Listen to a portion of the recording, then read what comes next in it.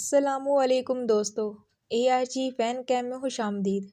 دوستو، جنوبی کوریا اور شمالی کوریا کے بارے میں آپ نے تو بہت کچھ سنا ہوگا، لیکن آج کی اس ویڈیو میں آپ کو شمالی کوریا کی کچھ شادی کی ایسی رسومات کے بارے میں بتاؤں گی جن کے بارے میں شاید آپ نہ جانتے ہوں۔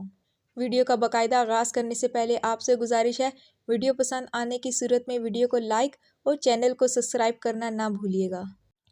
نمبر 1، دلہن کو بطخ دینا۔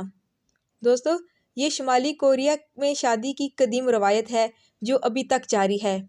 پہلے دولہا اپنی ساس کو جنگلی بطخیں دیتا تھا، جس کا مطلب تھا دولہے کی نیت اچھی ہے اور وہ اپنی ہونے والی دلہن سے مخلص ہے۔ اب اصلی کی بجائے لکڑی کی بطخ دلہن کو مضبوط رشتے اور خوش قسمتی کی علامت کے طور پر دی جاتی ہے۔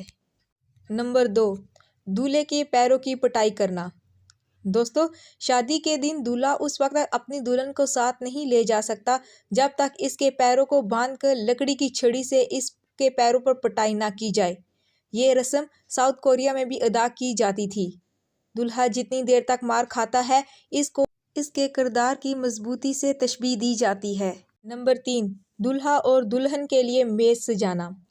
دوستو، شادی کے دن دولہا دلہن کی میز کو مختلف چیزوں سے سجایا جاتا ہے، مگر ہر شے کا ایک مقصد ہوتا ہے اور وہ اسی مقصد کے تحت رکھی جاتی ہے۔ ایک تانبے کا پیالہ ہوتا ہے جس میں دولہا دلہن کا ہاتھ دھلایا جاتا ہے۔ اس سے مراد پاکیزگی اور تمام بیماریوں سے نجات لی جاتی ہے، اور بانس کا مطلب وفاداری ہوتا ہے۔ اور اس میز پر کوئی بھی چیز بنا مقصد نہیں رکھی جاتی۔ سب سے اہم بات، شمالی کوریا میں کوئی شخص اس وقت تک شادی نہیں کر سکتا جب تک وہ اپنی زندگی کے 10 سال اپنی خدمات ملٹری میں سر انجام نہ دے۔